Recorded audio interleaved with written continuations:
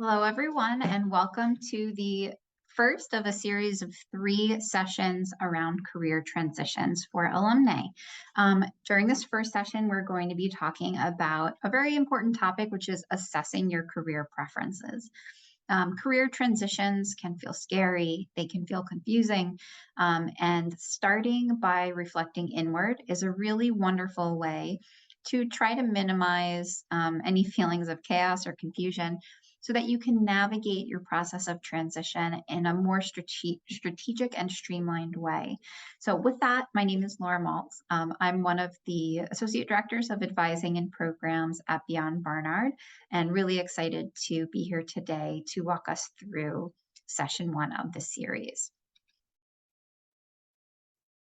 So in terms of the agenda, we're going to start off with just a quick refresh and reminder of what the Beyond Barnard office is. For those of you that were with us from 2018 forward, you're likely familiar with our office. Those that have graduated prior to 2018, this may be newer. So just wanted to ground us in the Beyond Barnard office and the many ways that we work with alumni and hope to continue to work with you over time.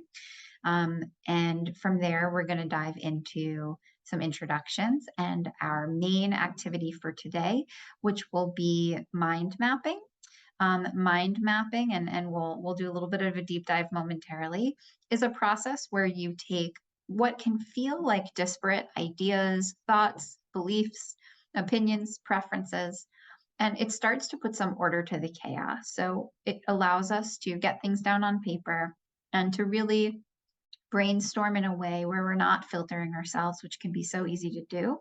And then to look at what we've got down and to start to identify themes and takeaways from our mind map. So we'll dive into that shortly.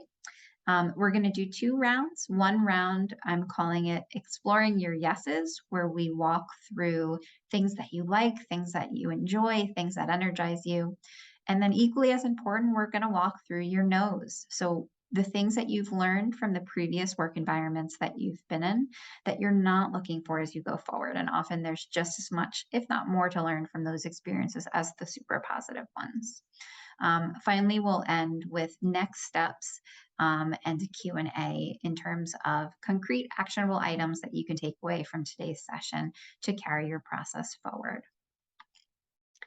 So Beyond Barnard provides lifelong support to students and alumni as you navigate through your career journey. Now, this is quite unique. Not every institution has lifelong alumni services, so this is something really special about the Barnard community. And there's a number of different ways that the Beyond Barnard office can work with alumni over the course of their careers. So a little bit about us internally. We've got 3 teams. We've got the advising and programs team, which Jody and I are on. And this is where you can come for discussions about your career, graduate or professional school. If you're interested in applying for competitive fellowships, we have advisors all under one roof that can help ground you in that process and help guide your journey.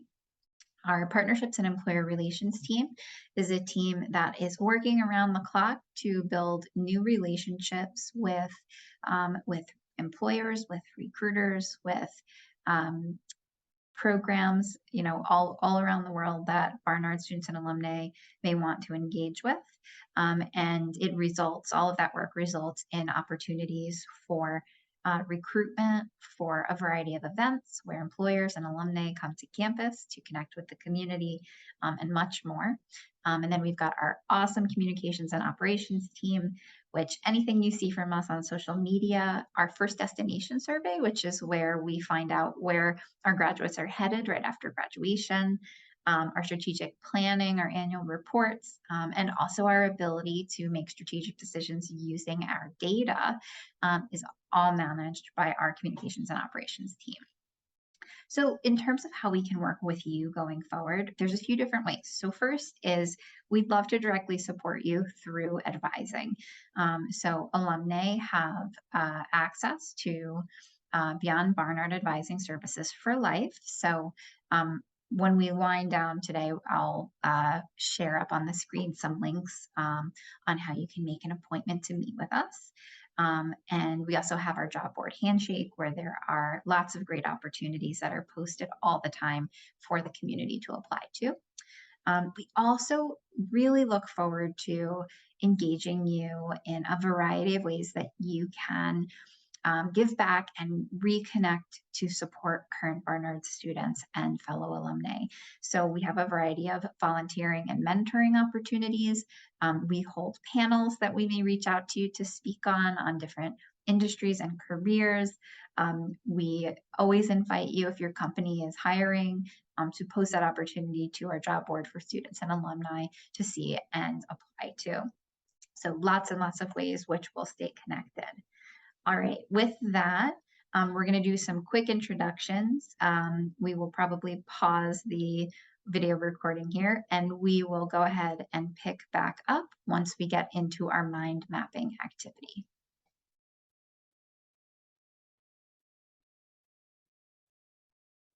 An activity called mind mapping. And this was a tool that was developed by a woman named Catherine Brooks. She wrote a great book called You Majored in What? And it's all about ways to really reflect and explore your past experiences to be able to shine a little bit of a light on a way forward. Catherine Brooks is an EdD in educational psychology. She works as an author, a consultant, and also a career services leader. So let's get right into what mind mapping is. So mind mapping is something that's going to help us make sense of what may feel like some disparate ideas. The more that we're able to kind of with clarity articulate what we're looking for, whether that be, you know, as someone was just sharing, skills that you really want to be using, or environments that you know that you really do or don't want to be in. The more that we can get that stuff down on paper, clearly articulate both to ourselves and others, the less chaotic a transition and researching what new spaces could look like will be. So with that, I'm going to ask everybody to, if you have a sheet of paper or something that you're able to write on, to go ahead and get that out. And you're going to start by actually just writing your name at the center of the paper and circling it. Give folks a moment to do that. In a minute, I'm going to start reading some prompts aloud, and I'll give you about 30 seconds to respond to each one.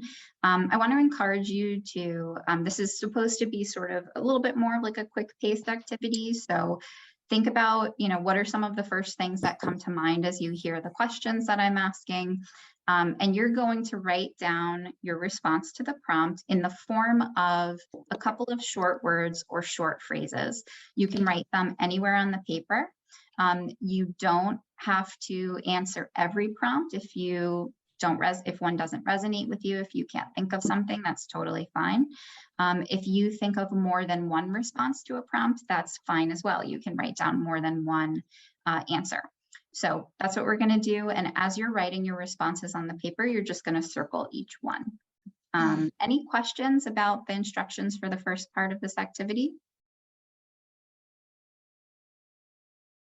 Okay, all right, let's go ahead and dive in. So first prompt, thinking back on past experiences, whether those be academic, personal, or professional, what's a time that you felt particularly effective?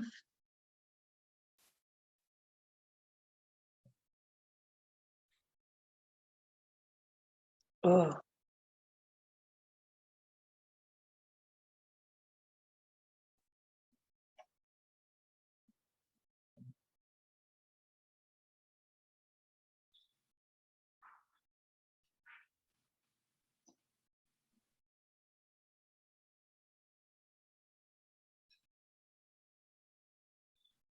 Okay, What were you doing the last time you lost track of time because you were so engrossed in an activity?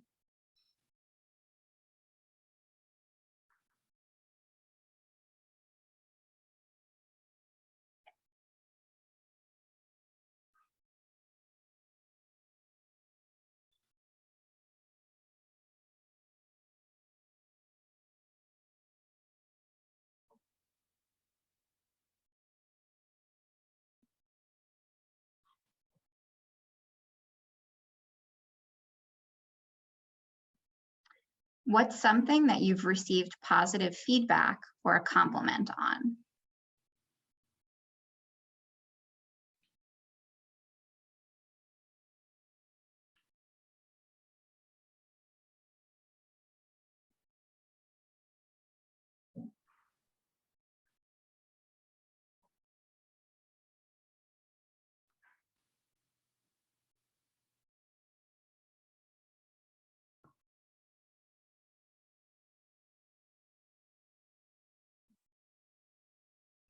What topics do you enjoy reading, learning, and talking about?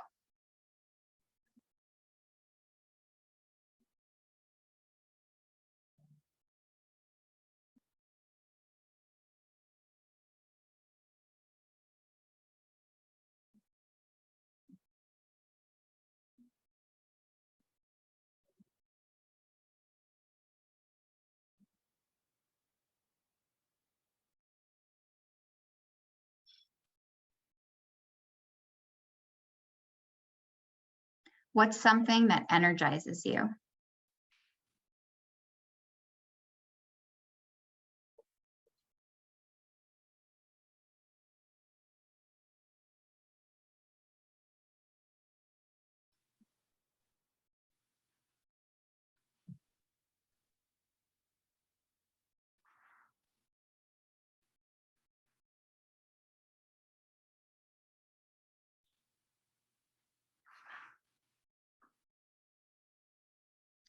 What are you doing when you feel the most like yourself?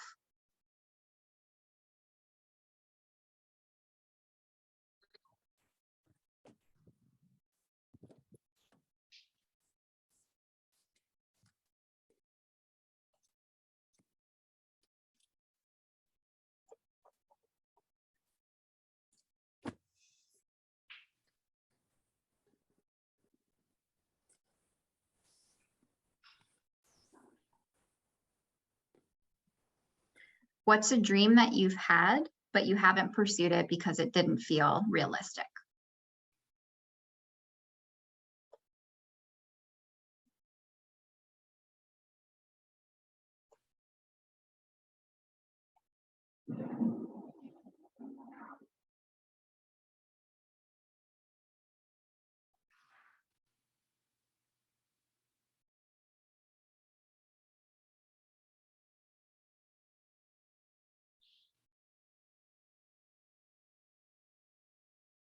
What's something that you wish you had more time for?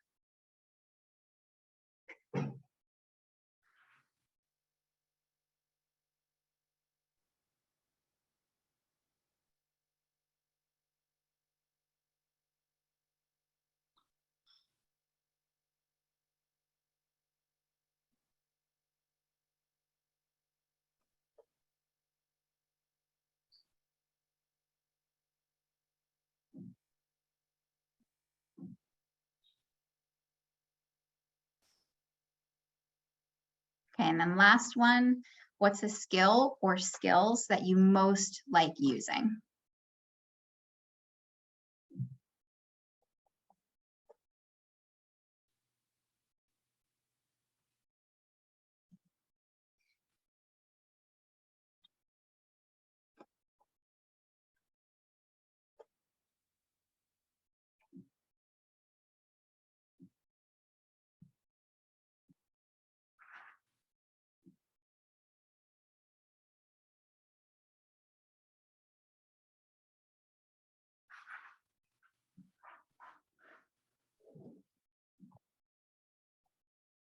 Okay, we are gonna pause there. Did everyone have enough time to get some notes down on their maps? Awesome. Okay.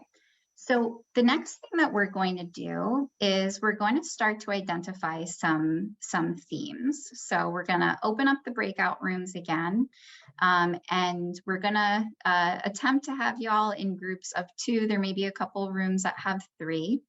And in your room, you're going to pick somebody to start, and that person will verbally walk the others in their room through their map that they've put together. So, share a little bit about what you've put down and why. For the others in the room that are in this sense serving as the listeners, your job is going to be to take notes as your partner is sharing their map with you. And through discussion, we'd like you to identify themes, things that you're seeing start to emerge as themes in your partner's map. So for example, you may say, it actually seems like a bunch of the stuff, a bunch of the things that you wrote down all have to do with helping others. Or it seems like a lot of the things that you have on the page have to do with like using problem solving or analytical skills. So really thinking about what you're hearing and seeing in your partner's map. And for you, if it's your map that's being reviewed, as you articulate it, as you describe it to others, feel free to also identify and jot down themes that you are noticing as well. As the themes are coming up, you should write the theme next to the appropriate bubble on your map. And then as a final step, you're going to draw lines that connect bubbles that have similar themes. So the little example that I have here up on the screen, we've got public speaking, giving advice, and memoir writing class all linked together under the theme of communication. We've got a job that this person had at a nonprofit called New York Cares. We have giving advice, listening, and problem solving, all connected by the theme of helping others.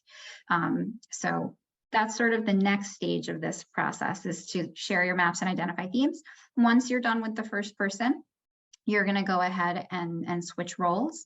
For the lines connecting your different bubbles, you're just going to choose a different design for each theme. So here I have communication is a straight line, and I have helping others is a squiggly line. And I put a little theme key at the top just so later, if I was looking back on this, I could sort of clearly track what all of my notes meant. Questions on next steps?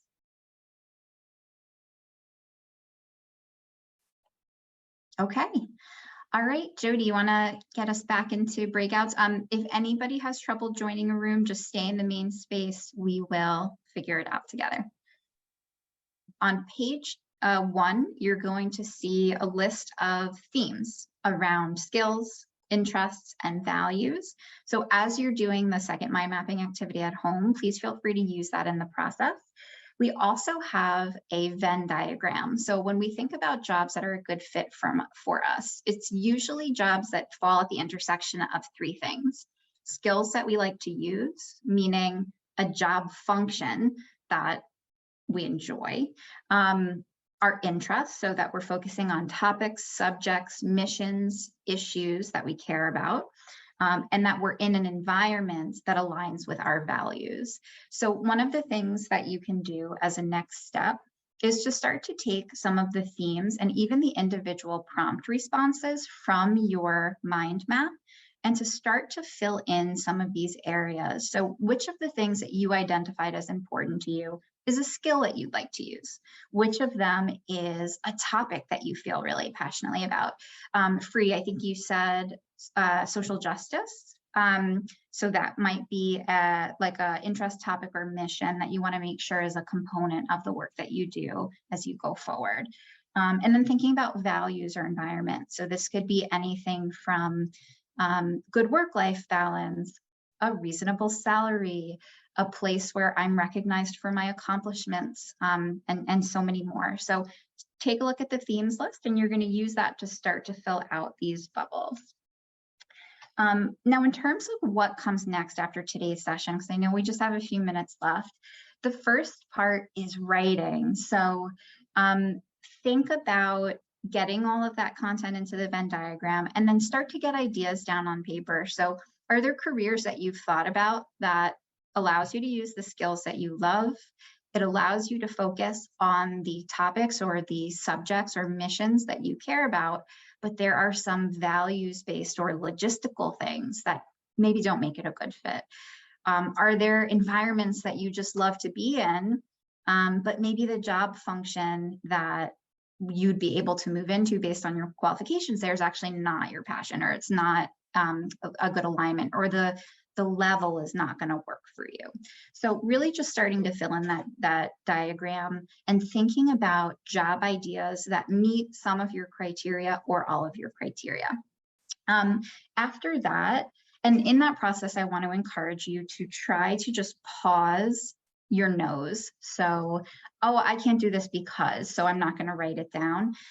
Sometimes if we filter just in the brainstorming process, we actually lose out on ideas that if there was a little tweak made to them could be really viable. So really just encouraging you to get ideas down on paper.